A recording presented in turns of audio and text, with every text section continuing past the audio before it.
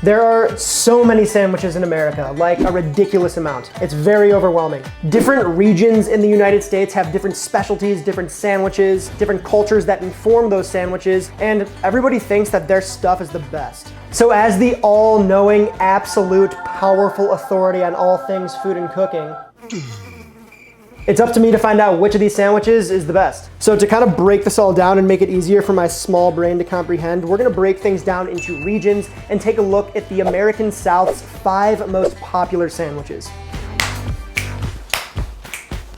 The Louisiana po' boy, or the poor boy, is probably New Orleans' most popular sandwich. You know, no disrespect to the muffaletta, which I think actually outdates it, but that's another video. So, like many foods in this world, the sandwich was born out of necessity. Story goes, the Martin brothers, Benny and Clovis, we need more Clovises in the world. So these two brothers, Benny and Clovis, were streetcar drivers, streetcar conductors, workers, whatever the term is. Long story short, sometime in the 1920s, there was a strike amongst streetcar workers, which was a very common way to get around in New Orleans at the time. These operators were all sort of out of work, so Benny and Clovis started selling sandwiches on the cheap to these workers, which gave the sandwich the nickname poor boy, or po' boy for short. Now, according to the Cajun chef Isaac Toups, you can get as fancy or as basic as you want with this thing. Classically, it's got mayonnaise, tomato, lettuce, some pickles, and a protein of choice on top. That's it. Let's get into it.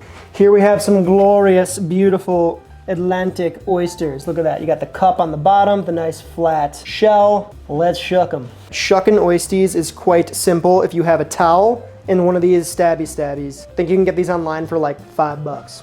Of course, the goal is to never stab yourself in the palm. So you want to use a nice towel so you can get some grip on there. We're just going to kind of wedge our knife in until we get to the bottom, always kind of pointing down towards the cutting board. So if you slip, you hit the cutting board, not your precious skin mitten. Once you kind of get it open, you can wiggle it, pry it open, and scrape the top. We want all that juice. That sweet, sweet ocean booze.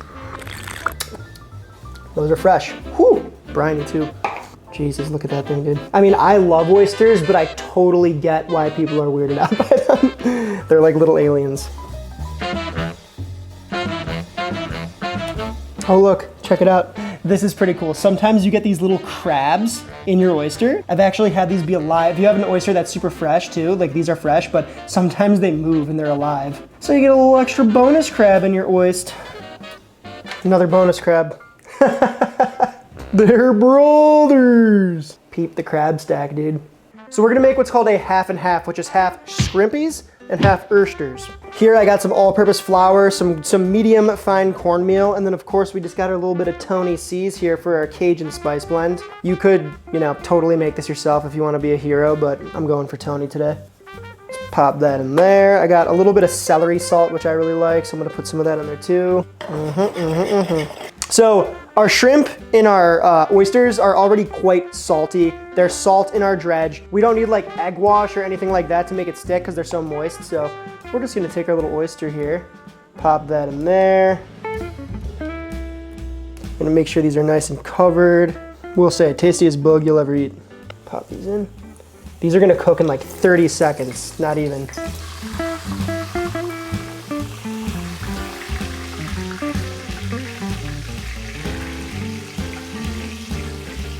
Now, same thing for the shrimp.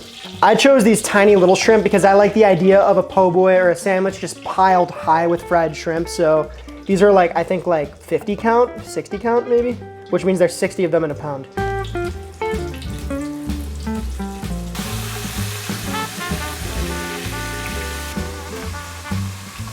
All right, we got our fishies fried off. We have our nice warm toasted French bread. Let's build this thing. Starting with a little bit of mayonnaise, just plain regular old mayonnaise. Good old dill pickle chips. There's beautiful fried oysters. And our shrimpies. Shreddis, a couple wonderful tomatoes, pinch of salt. This is our New Orleans po' bizzle. Nashville hot chicken. Long story short, a guy living in Nashville opened up a chicken shack sometime in the 1930s. This dude was kind of a well-known ladies' man and I guess often cheated on his wife or girlfriend or whoever. So I guess she ran up on him with some other lady and got super upset with him and decided to make his hot chicken extra spicy and like spike it with a ton of chili peppers. But it kind of backfired on her because this guy really actually ended up digging the chicken, so much so that he literally named a dish, Nashville hot chicken, put it on his menu on his restaurant, and it got super famous. A story of culinary revenge.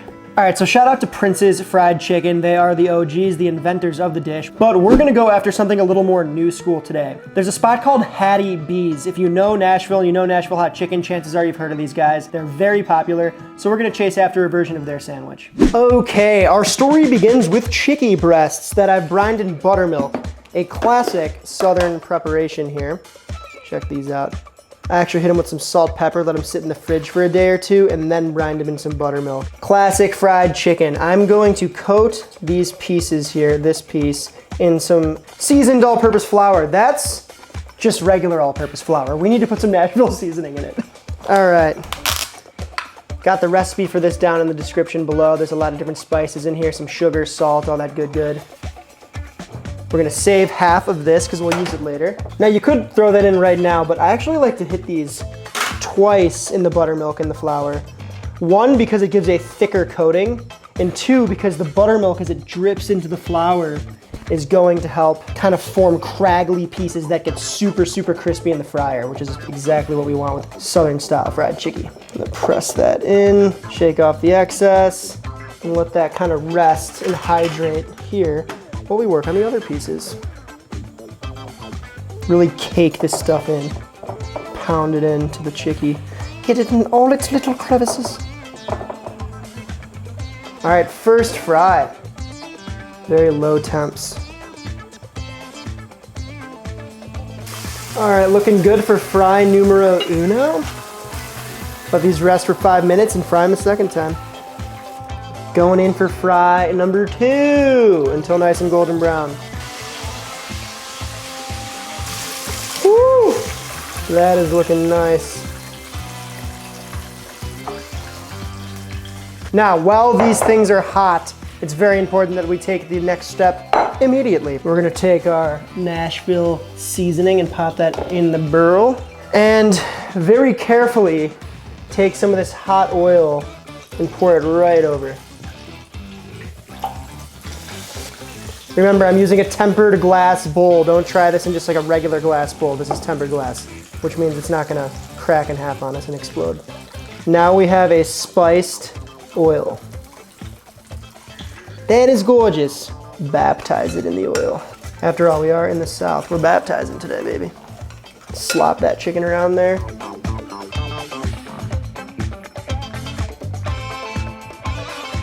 And just for good measure, a little more of that Nashville seasoning on top. All right, chicky pieces done. Let's make the sauce. Mayo, chop, a little bit of mustard, McDerber sauce, a couple of spices, hot sauce, lemon juice, black pepper, and a good pinch of kosher. And you can't forget the GP. MSG. Just a wee pinch. Oh yeah. This is called comeback sauce. We did a video on this a while back for a Cooking the States video. I'm pretty sure it's called comeback sauce because it's like, it keeps you coming back, and when people say, y'all come back now, you hear, like, not to be too tropey with this whole Southern thing, but I'm pretty sure that's where it comes from. But I don't know. If you know, let me know in the comments below, because I know nothing. All right, we got everything ready. Let's build, starting with this beautiful medallion of brioche bread. Comeback sauce. Massive chicken breast. Coleslaw. Crunchy, sweet contrast to our spicy chicken. Dill pickles, baby. And for the Hattie B touch, a little pickle.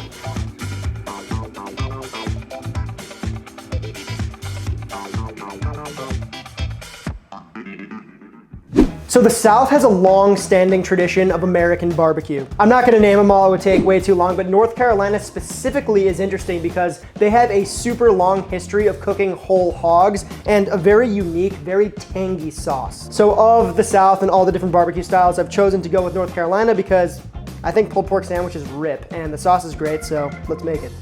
Butter, onion, a little bit of garlic, pinch of salt.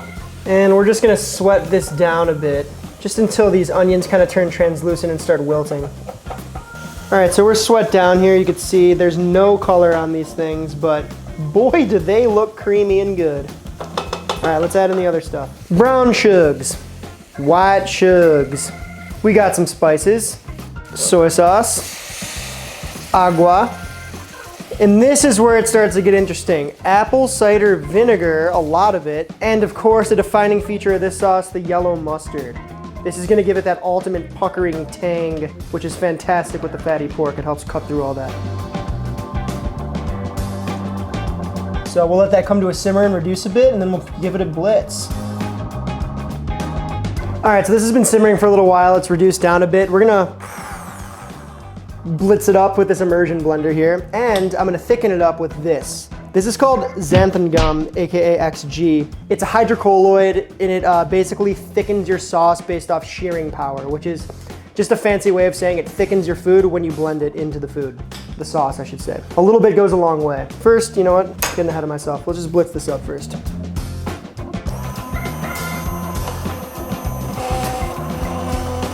All right, so this isn't really working as well as I wanted to. I'm just gonna pour it in the Vitamix. That's better.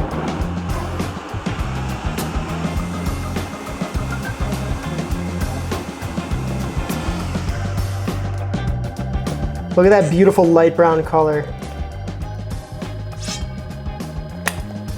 Oh yeah, tangy. We got some pulled pork. This is just pork shoulder that I smoked off and kind of just kept warm here. It's very fatty, very unctuous, a little crisped because I hid it in the oven for some time. We're just gonna do one of these. I'm gonna start with a small amount of sauce, and then you can always add more if you'd like.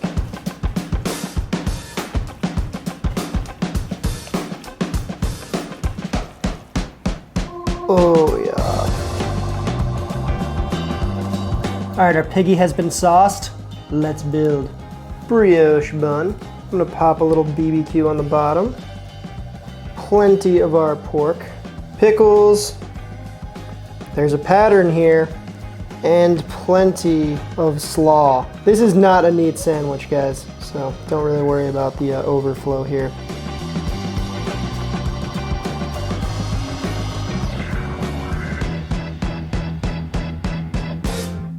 Okay, the Cubano. This one was brought over by Cuban immigrants to the city of Miami, and kind of like our po' boy, was designed to feed factory workers on a budget. Now, there are actually two types of Cubanos here. There's the traditional from Miami, and then there's the Tampa version, which is a little different. We're gonna make both. And of course, if you're not living in Miami, this sandwich was kind of brought back into the zeitgeist from the movie Chef. So we're gonna make our Cubano based off of that famous scene from that movie. This lovely loaf is Cuban bread, and I couldn't really find it anywhere, so I just decided to make it myself. A couple of things about Cuban bread is it features lard, which makes it very tender. It's also kind of cooked to this pale color and not roasted super hard, maybe like a baguette would be. And generally, when it's actually baked, they'll put this leaf down the middle of it, and it kind of helps split the bread, and it gives it this beautiful aesthetic design. I didn't get my hands on any of that, but I did score it nice. This is super easy to make, and if you want the recipe, I got this over on my Patreon for y'all, so any of you guys who support over in the grocery fund, you'll be able to find this. If not, you can just use some French bread. Just make sure it's kind of tender and soft. All right, another thing here. When you're talking Cubano, you gotta talk pork, right? There's a couple different kinds of pork on the sandwich. One of them is this roast pork in the traditional Cuban mojo style. So I went ahead and made some off camera. It's a long process, so I just wanted to get it out of the way and let it sit in its juices overnight to reabsorb and get even more flavorful. So that's what we have right here. I basically just made a marinade by mixing a bunch of oregano, sour orange juice, and garlic and a few other things together. Very simple. Then I let it sit, and then the next day I roasted it low and slow for several hours. This is what we have. Good old pressure cooker. Whew, dang, that smells nice. Let's take a closer look at this meat hunk, shall we? Gorgeous. Now what I'm gonna do is I'm gonna just kind of pull some pieces off of it like this. Some like small to medium sized chunks, and we're gonna use that in our sandwich here. I want some of that crusty exterior, some of that fatty inside. Mojo marinade is so good. It's great on chicken. I would even hit it on some red meat, like a flank steak or something. It's so simple and delicious. It's got this pretty green color too. It's nice. Mojo my brolo. All right, let's build the sandwich. It's really simple. Cuban bread. Start with yellow, good old American yellow mustard. I'm gonna hit the mustard on both sides. This is just regular good old sliced ham. So you kind of get some of that cured meat action, roasty pork action here. Fantastic. Long sliced pickles. So just some good old dills. Of course, our Swiss cheese, our Emmental cheese. Pop that on top. All right, so that's a Cubano, but we are not done yet. The thing about Cubanos is they must be smashed and pressed down like a panini. The challenge is I don't have a panini press because I just don't have the space for that. But we do have some tools that are gonna make basically the same end result. Before I go on here, I'm gonna take some of this tempered butter and I'm just gonna kind of like spread that over the top. Right. So I got this cast iron right here that's been charging on high heat there. We're gonna take our sandwich, set that in, make sure that's nice and covered. Then I'm gonna take some parchment and our nice heavy preheated cast iron, and I'm just gonna smash it down like that. All right, well that one's going. Let's make the Tampa. It is the exact same thing with the addition of one ingredient. And this is what makes the Tampa sandwich the Tampa sandwich. Genoa salami. And this was brought over by some Italian immigrants living in that the Tampa area. They just added some stuff that they're used to from their country, and before you know it, you have a completely different style of sandwich that is basically the same sandwich, but regional, just from the addition of one ingredient. Give that a nice pre-press, make it easier on us. Let's check on this guy. Nice. Get that back on. Oh yeah. All right, same thing for our Tampa guy. Butter.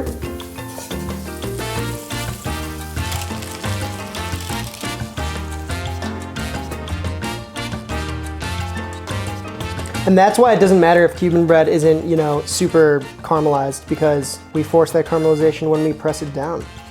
Just like Cuba. Give her a flip. Oh yeah. Make sure that bread is coated in the butter. All right, should be done. Let's see where we're at. Oh yeah.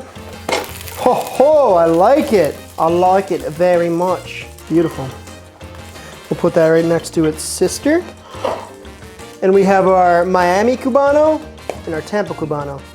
All right, let's move on to the final sandwich. This one is a little different.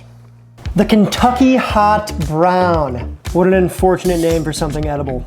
History tells us that this open-faced sandwich was created at the Brown Hotel in Louisville, Kentucky. Back in 1926, Chef Frederick Schmidt designed this sandwich basically to be served to bourbon-drunk ballroom dancers, to kind of like sop up all of that booze so, people weren't screaming and fighting, as bourbon tends to make people do. So yeah, first we gotta start by making a special cheese sauce. Butter. Flour. We're gonna mix that up till we get a nice little roux going.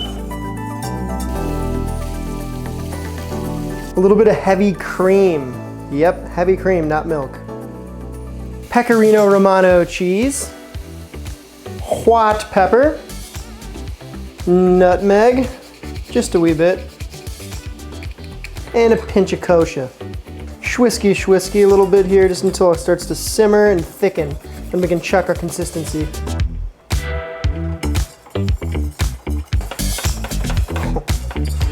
Get a load of this. Couple of things different here. Mornay is generally made with milk, not heavy cream, so this is extremely rich.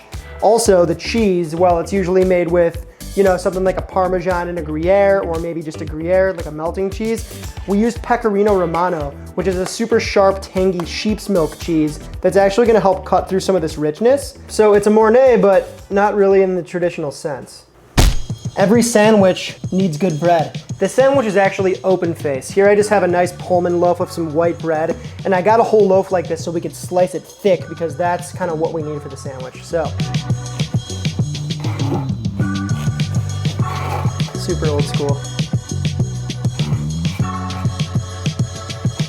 Just a presentation thing. Right down the middle. So at the Brown Hotel, they use these earthenware sort of pans like you might see in like a breakfast restaurant when they make a skillet for you or something, but I got this trusty little dope cast iron here, so this is what we're gonna use. It's about the same size, give or take. We're gonna tuck our bread in, is the base here. Then we'll lay on some thick, hand-torn pieces of turkey. We're gonna tuck in 2 tomatoes. Now we're gonna douse this thing with our Mornay. And that's the bread's really gonna absorb that. Get some in the crevices here. We're gonna pop some bacon on here. I just cooked these for about 8 minutes at 400, so these are gonna get real crispy, because now we're gonna take this whole thing and get it crispy in the broiler. All right. Beautiful. I'm actually very excited for this one. I was excited for all of them, but this one's definitely the most weird and different. All right. Woo-wee. Now to finish it off, pinch of paprika, some parsley, and a little more cheese. The hot brown, diggity dog.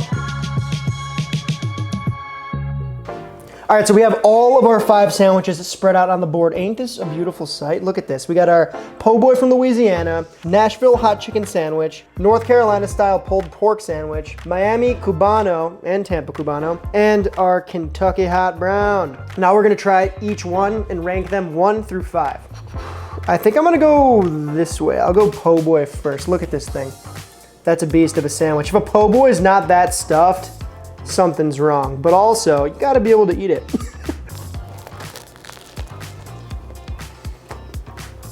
I mean, that's a classic mayonnaise, lettuce, tomato, pickles, and a protein. However, this oyster, shrimp, salty briny with that cornmeal in their combination is just extremely satisfying, and there's a reason this thing has been popular for decades, and decades. So the po' boy, very nice, very nice. Next up, we have our wonderful Nashville hot chicken sandwich. Oh my God, it's a murder scene, dude. That comeback sauce is really nice. Crunchy, spicy, not too spicy, but just enough. That comeback sauce is real good. The soft brioche, it just works. Okay, onto the pulled pea. I think I'm just gonna leave my murder scene here because I know it's gonna be sloppy. I mean, that's a pulled pork sandwich. Good, really tangy barbecue sauce, pickles, slaw, soft bun. This is a really soft sandwich. Okay, Cubanos, baby. We got 2 types. There's something about a Cubano on the bias like this. Look at that thing. That is a thing of beauty, my friends. Pressed, so tender, so easy to eat, so satisfying, balanced, savory. Cubanos, delish. I want to try the one with the salami because I love salami, so why wouldn't I like this? Salami's nice on it. It's totally not necessary, but it's nice. I love salami. All right, I think this one's traditionally served with a fork and a knife, so bacon's crispy. The sauce got nice and bubble. Ooh, look at that. That looks great. I'm just gonna try to get a nice balanced bite here. Oh my God, this bread is like just a straight up cream sponge. I feel like the mater is gonna be important in this creaminess. Look at that. A nice balanced bite. Definitely the cleanest sandwich to eat. Smoky, crispy bacon, soft bread. The turkey, a little bland, I will say. Like I would maybe want a different meat on there, or like season the turkey a little bit or do something to it. Just straight up roasted turkey is like fine. Tomatoes actually a nice little touch, and the Mornay sauce is great. It's funny, man. This is like such an old world, like old school hotel thing. Really good, really filling, comforting. This will slug you in the gut. All right, now we gotta do the hard part and we gotta rank these things. So we'll start with bad news first. We'll start with number 5. Coming in 5th place, I think you guys already know, the hot brown. This thing was good. You know, but I don't really consider it a sandwich. You eat it with a fork and a knife. It's this hot skillet that comes out to the table. Sure, it's got all the components of a sandwich, but I don't think doesn't even come to mind when I think of a sandwich. It was delicious. It's just a little heavy and creamy, and all in all, just like not really like my favorite vibe for like a sandwich, so 5th place. In 4th place, the pulled pork sandwich here. I love barbecue. I love North Carolina style barbecue. I just think that there's not enough texture on this sandwich for me to be super stoked on it. And it's a little on the sweeter side. Barbecue sauce, of course, has a lot of sugar in it. If you guys have been watching the channel for a while, you know I'm a bit sensy to the sweet, so just not really for me. So that's definitely the 4th place. Okay, we are starting to get to the podium. 3rd place goes to, man, this is not an easy decision, but probably the Nashville hot chicken sandwich. And that's for a couple reasons. One, if I had to choose these and rank them, which is what this entire video is about, I'm gonna get nitpicky because these are all delicious. And I'm totally happy with a nice plate of Nashville hot chicken, fried chicken, tendies, nuggies, anything like that, than I am with a sandwich. Like if I saw Nashville hot chicken on the menu and then a Nashville hot chicken sandwich on the menu, 9 times out of 10, I'm going for the plate of chicken, just the straight up bare bones with the sauce and maybe some fries or something. On a sandwich though, it's good. I just like, I don't know, like it's not anything like insanely special to me. Oh, we're getting into the 2 ends, our 2 wings right here. Both of these are iconic. Both of these are delicious and amazing in their own right. 2nd place has to go to the po' boy. This is a great sandwich, man. Like I said, everything about it's classic. I've probably said that like ad nauseum. The oysters are great. I love oysters when they're fried too, especially the shrimpies. Very simple ingredients, and simple isn't bad. Very simple bread, simple isn't bad. But if I had to choose one or the other from the Cubano based off of my bite and this is just more of a pleasant experience. That doesn't mean I'm not down to eat a po' boy literally like every day of my life, so. Which means the Cubano takes the gold. It's thin, it's got your acidic mustard, your acidic pickles, that unctuous fatty meat, the cured salty meat, on a really nice soft white bread when it's pressed down, buttered to perfection, and just like, it's that delicate, crispy, crunchity perfection that I just really like. These things rip. All right, so that's my take, but you know, remember, at the end of the day, I'm just some Yankee with a YouTube channel, so let me know in the comments below which sandwiches you dig the most from the South. And that's all she wrote. Remember, if you dug the video, give it a like. If you're new to the channel, subscribe, join the party. If you want to support and like what we're doing here, the best way to do that is to head on over to the Patreon and contribute to the grocery fund. But if you can't swing it, that's all good too. Come on into Discord, say what we be chatting, we be talking and chilling. And if you dig this video, let us know in the comments below. I'm thinking we might do a whole series around this, you know, and include the entire country. So until next time. Toodles.